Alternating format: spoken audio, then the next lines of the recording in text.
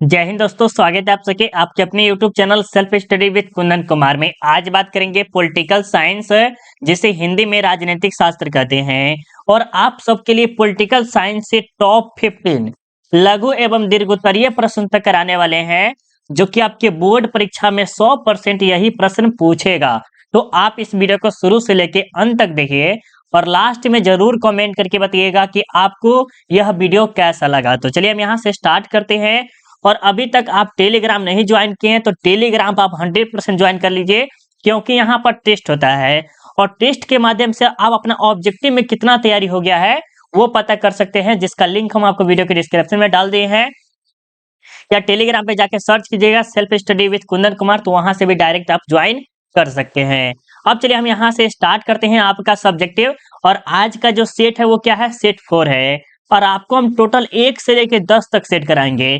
और अगर आप 10 का 10 सेट कर लेते हैं मेरे प्यारे बच्चों, तो आपको बोर्ड एग्जाम में 90 या 95% लाने से कोई भी नहीं रोक सकता है, क्योंकि ये आपके हैंड राइटिंग पे भी डिपेंड करता है और ये आप किस तरह से लिखते हैं इस पे भी डिपेंड करता है कि आपको किस तरह से नंबर में मिलेगा। ठीक है, तो जरूर जाके देखिएगा 1 से लेके 3 तक, जिसका लिंक हम आपको आई बटन में या तो वीडियो के डिस्क्रिप्शन में डाल दिए हैं। वहां से जाके 1 से लेके 10 तक सेट बना हुआ है, वहां पर जाके देख सकते हैं। यहाँ पर सिर्फ रिवीजन कराया जा रहा है, ये सब प्रश्न पहले भी हो गया है। ठीक है, आप सब क्या कर रहे हैं, रिवीजन कर रहे हैं। अब चलिए हम यहाँ से 1 नंबर से स्टार्ट करते हैं और आपको सबसे सरल भाषा में समझाएंगे और उम्मीद करते हैं कि आपको ये वीडियो सबसे अच्छा लगेगा। ठीक है, तो चलिए हम यहाँ से 1 नंबर से स्टार्ट करते हैं और प्रश्न पूछा जाएगा आ जाएगा आपके बोर्ड एग्जाम में कि पर्यावरण संरक्षण क्या है, या पर्यावरण संरक्षण के बारे में आप क्या जानते हैं।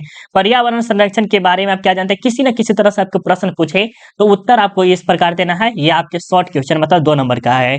पर्यावरण एक जीवन का आधार है। पर्यावरण जो है, ये जो पेड़ पौधे दिख रहे हैं, वो मानव के लिए क्या है, एक जीवन का आधार है, जीने का आधार कर सकते हैं, जीवन का आधार है। अतः पर्यावरण की सुरक्षा को हम पर्यावरण कहते हैं। और जब हम पर्यावरण की सुरक्षा करेंगे तो हम भी सुरक्षित रहेंगे, तो उसे हम क्या कहेंगे, पर्यावरण कहेंगे।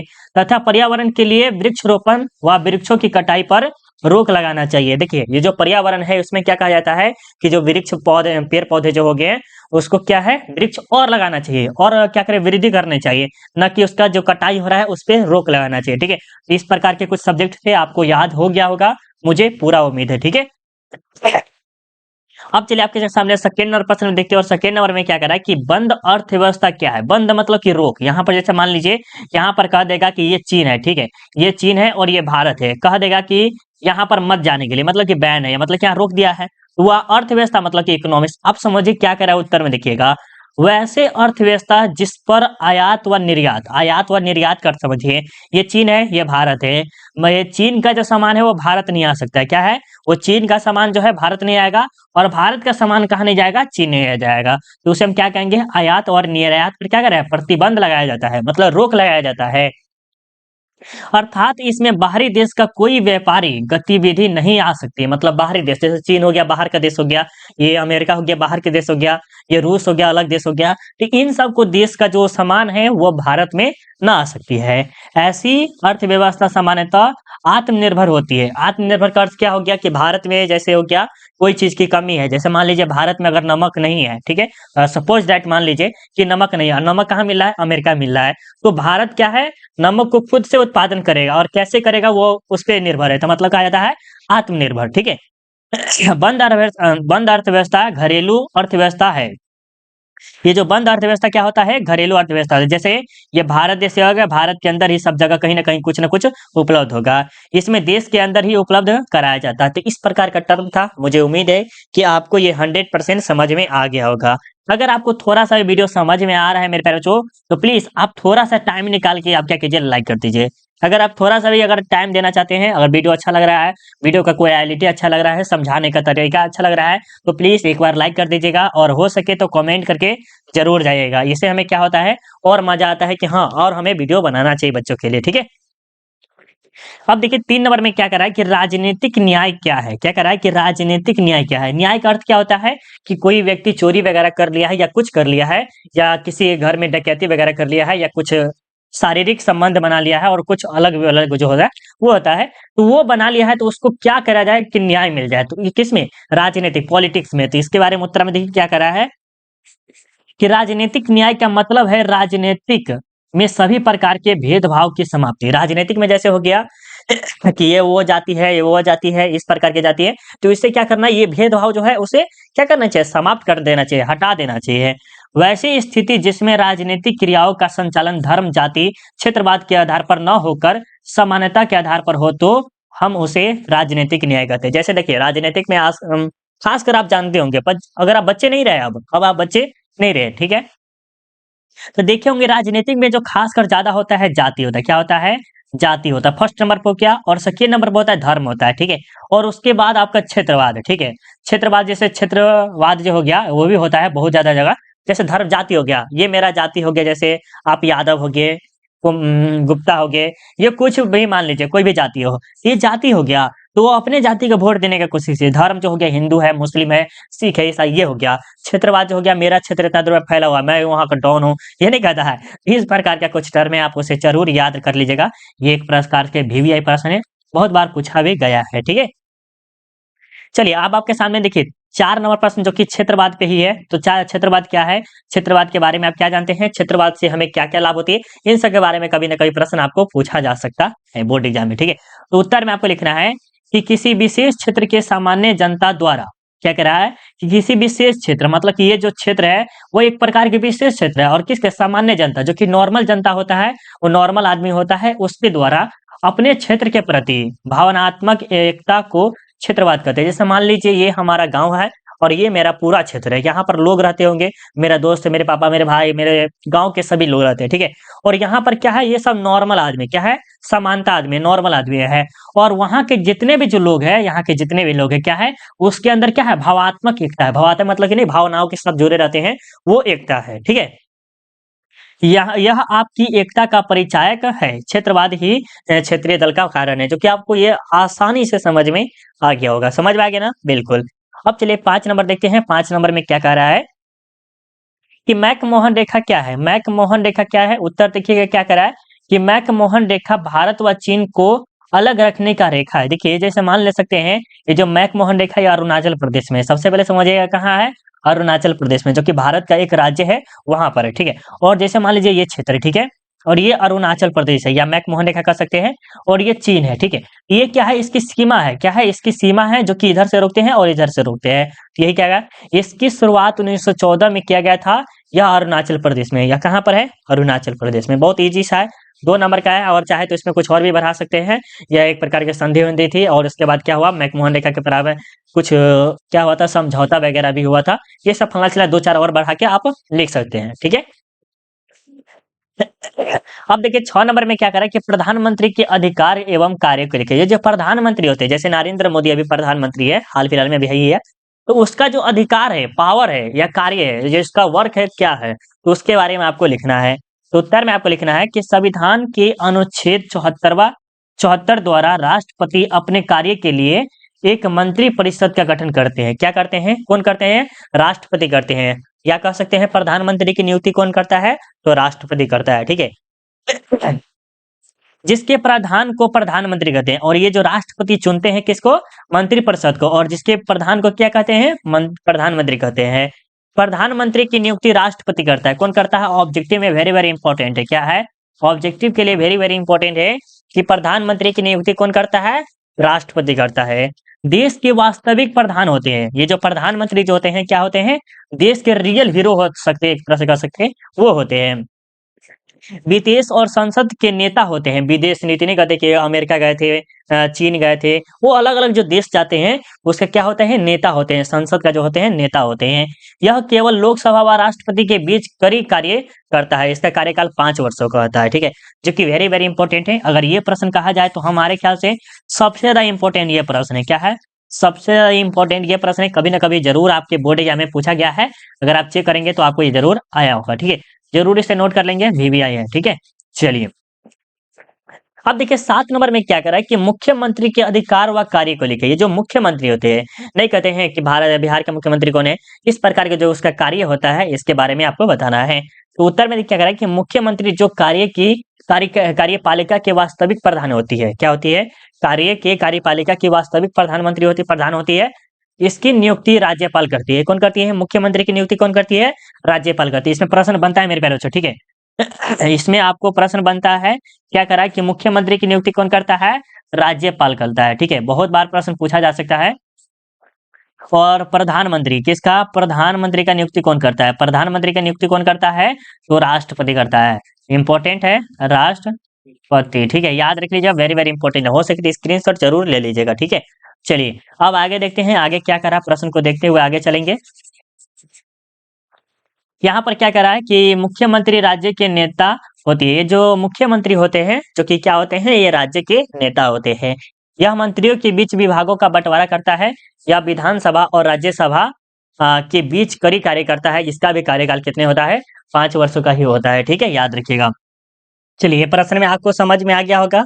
अब चलिए आगे देखते हैं 8 नंबर में क्या कह रहा है। 8 नंबर प्रश्न को देखिएगा अच्छे से, कि राजनीतिक पार्टी किसे कहते हैं तथा इसके कार्य को लिखिए। वेरी वेरी इंपॉर्टेंट है मेरे प्यारे बच्चों, बहुत ही ज्यादा इंपॉर्टेंट, ठीक है। इसे जरूर अच्छे से याद कर लीजिएगा कि राजनीतिक पार्टी किसे कहते हैं तथा इसके कार्य को लिखे।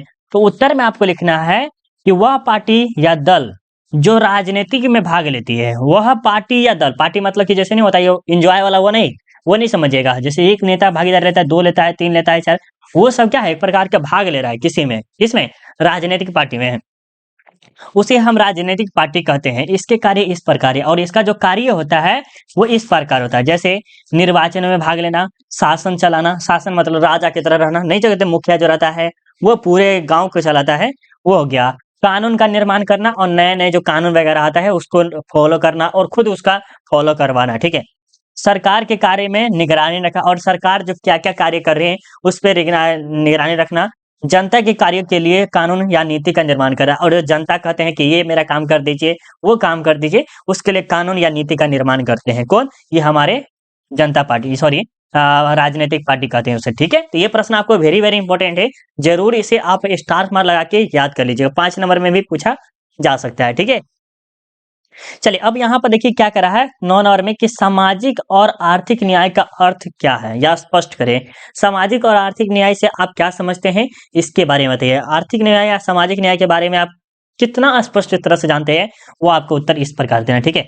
देखिए सामाजिक और आर्थिक न्याय का अर्थ होता है कि समाज में निवास करने वाले लोगों वर्गों के समान अवसर को कहते हैं। क्या कहते हैं? ये जो समाज में रहते हैं, आर्थिक और सामाजिक कहते हैं।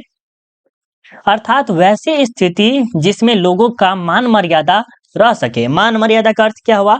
कि उसका इज्जत प्रतिष्ठा रह सके। कोई समाज में, जैसे हम कोई समाज में रह रहे और वहां पर क्या है, गरीब हो या अमीर, उन दोनों व्यक्तियों को क्या होना चाहिए? मान मर्यादा रह सके, ठीक है। और लोगों को गरीबी और बेकारी, यहाँ पर गरीबी और अमीरी से निजात मिल सके, उसे हम सामाजिक न्याय, सामाजिक व आर्थिक न्याय कहते हैं, जो कि वेरी वेरी इंपॉर्टेंट है, ठीक है।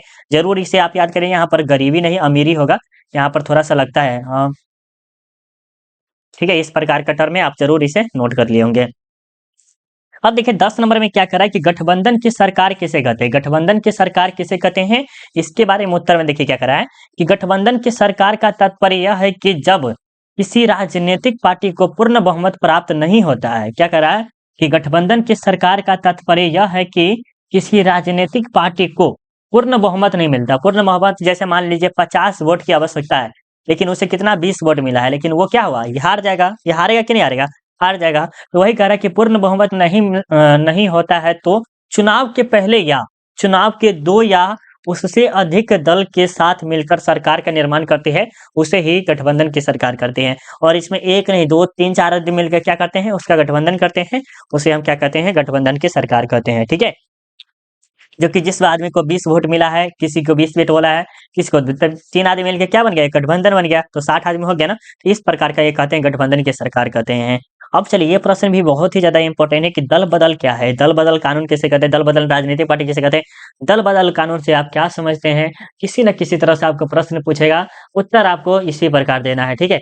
चलिए अब हम यहाँ से उत्तर देखते हैं, और यहाँ पर क्या करा है कि सॉरी, दल बदल का शाब्दिक अर्थ होता है कि एक दल को छोड़कर दूसरे दल में चले जाना। जैसे मान लीजिए ये बीजेपी है, ठीक है, और ये बीजेपी को छोड़कर क्या चला जाएगा, कांग्रेस में चला जाएगा, कांग्रेस में चला जाएगा, राइट। कांग्रेस ये होगा कि राइट, उसमें क्या होता है, चला जाएगा।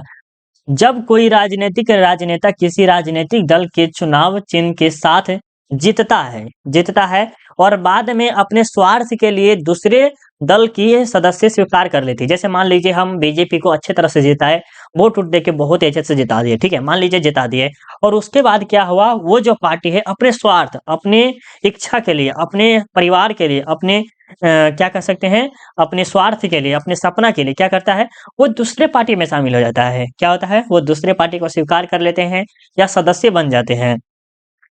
उसे हम दल बदल या राजनीतिक दल बदल कहते हैं। क्या कहते हैं, राजनीतिक दल बदल कहते हैं या दल बदल कहते हैं, ठीक है। वर्तमान समय में ऐसी प्रक्रिया आए दिन होती है, होती जा रही है, और ऐसे जो समस्याएं हैं, वो मुखिया हो, सरपंच हो, नेता हो, कोई भी बड़ा बड़ा जो हो, उसमें जरूर एक ना एक दो होता ही रहता है।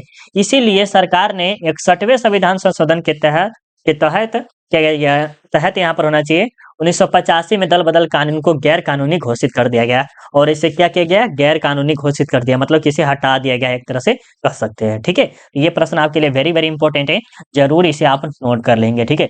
याद हो रहा है ना। एक बात बताइएगा, जो हम समझाते हैं क्या आपको थोड़ा सा भी समझ में आता है? जैसे मान लीजिए 2%, 4%, 5%, कितना परसेंट तक आपको समझ में आता है, एक बार कमेंट करके बताइएगा। हमें इस बार लाइव कमेंट में नहीं, लाइव कमेंट में मत कीजिएगा, ठीक है। आप कमेंट बॉक्स में कीजिएगा, कमेंट बॉक्स में कीजिएगा, तब हम आपका समझेंगे कि हाँ आपको समझ में आ भी रहा होगा।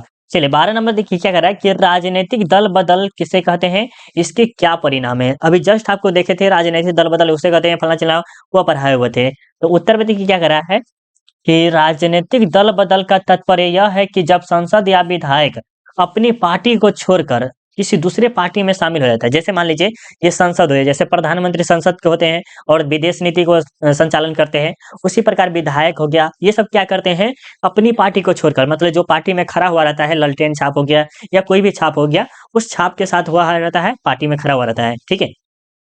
लेकिन बाद में क्या करते हैं, वो दूसरे पार्टी में चले जाते हैं, किसके, लालच के लिए, स्वार्थ के लिए कह सकते हैं, चले जाते हैं, या अपनी अलग पार्टी बना लेता है, और वो चाहे तो वो दूसरे पार्टी बना लेते हैं, उसे हम राजनीतिक दल बदल कहते हैं। राजनीतिक दल बदल का मुख्य मूल्य या उद्देश्य सत्ता को प्राप्त करना है। होता है राजनीतिक दल बदल का सबसे घातक परिणाम यह हुआ कि केंद्र अस्थायी, क्या हुआ, केंद्र का अस्थायी सरकार नहीं बन पाए, और केंद्र सरकार का जो है अस्थायी सरकार होता है वो नहीं बन पाई। इसका जो घाटा है, क्या है, घाटा है। चलिए 12 नंबर भी प्रश्न आपको समझ में आ गया होगा।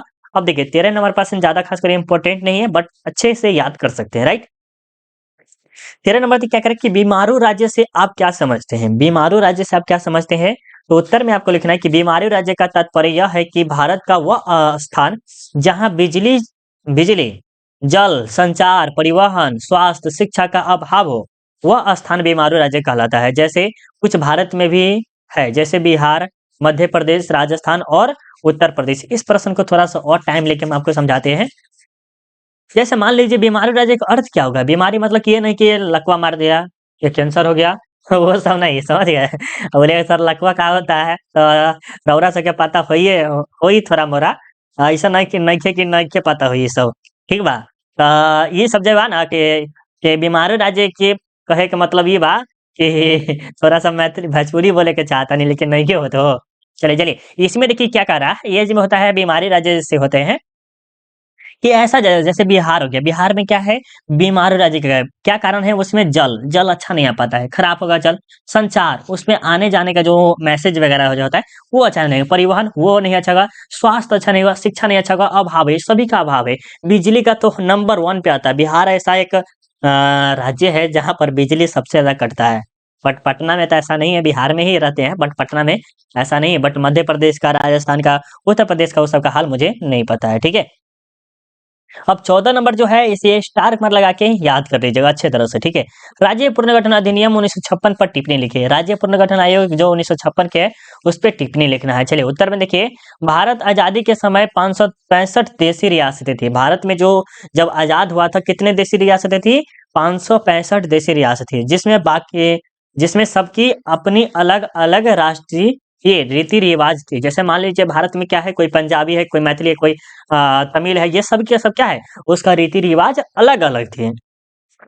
1953 में फजल अली की अध्यक्षता में राज्य पुनर्गठन आयोग की स्थापना की गई। किसके, फजल अली की अध्यक्षता में 1953 में क्या किया गया, राज्य की स्थापना होने लगा धीरे धीरे सभी का, जिसमें 16 रियासत राज्य और 3 केंद्र शासित में बंटने के लिए 1955 में अपना रिपोर्ट जारी किया, और इसे और उसके आधार पर 1956 में राज्य पुनर्गठन संभव हो पाया। और राज्य के आधार पर जैसे हो गया बिहार हो गया, भाषा के आधार पर है, झारखंड हो गया बिहार के भाषा के आधार पर है, या आपका राजस्थान हो गया, गुजरात हो गया, तमिलनाडु हो गया, या आंध्र प्रदेश हो गया, सभी के सभी क्या है, ये सब भाषा के आधार पर बनाया गया है, जो कि कब से 1953 में शुरुआत की गई थी। ठीक है, और ये आपका लास्ट 15वां प्रश्न है कि आजादी के समय भारत के सामने कौन कौन सी प्रमुख चुनौतियां आई। देखिए, आजादी के समय अनेक प्रकार की चुनौतियां आती है। जैसे हम कुछ पास करने पर आते हैं तो कुछ ना कुछ चुनौतियां आ जाती है, या कहीं एडमिशन लेना चाहते हैं तो उस समय भी बहुत बड़ा चुनौतियां आ जाती है। जैसे मान लीजिए कहीं 2 लाख 1.5 लाख रुपया होता है, उस समय जरूरत होता है, तो उस समय हम नहीं दे पाते थे। क्या एक प्रकार की चुनौती है, क्या है, चुनौती है।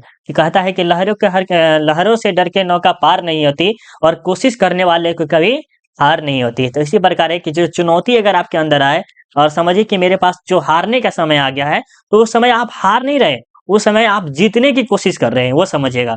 ठीक है, उत्तर में देखिए क्या कह रहा है कि आजादी के समय भारत में प्रमुख चुनौतियां आई, जो कि इस प्रकार थी। राष्ट्रीय एकता को बनाए रखने की चुनौतियां। राष्ट्रीय एकता मतलब कि जैसे भारत में अनेक प्रकार की जाति थे, हिंदू, मुस्लिम, सिख, ईसाई, ये सब थे। ठीक है, तो यहाँ पर एकता बनाने की चुनौतियाँ सबसे ज़्यादा थी, सभी वर्गों के विकास की चुनौती।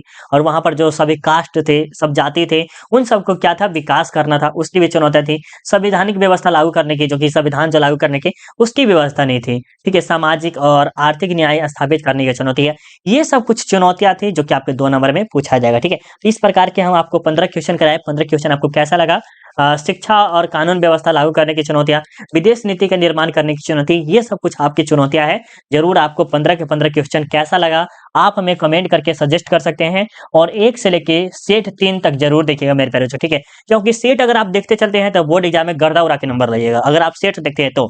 या अभी से लेके 1 से 10 तक सेट देख लीजिए, जिसका वीडियो के डिस्क्रिप्शन में लिंक डाल दिए, वहाँ से आप जाके देख सकते हैं। या मॉडल पेपर देख लीजिए, सब ऑब्जेक्टिव का मॉडल पेपर भी डाल दिए हैं, वो भी जाके देख लीजिए। इसका लिंक हम आपको वीडियो के डिस्क्रिप्शन में डाल दिए हैं, जाके जरूर देखिएगा। चलिए मिलते हैं अगले वीडियो में, अभी के लिए बाय बाय, जय हिंद, जय भारत।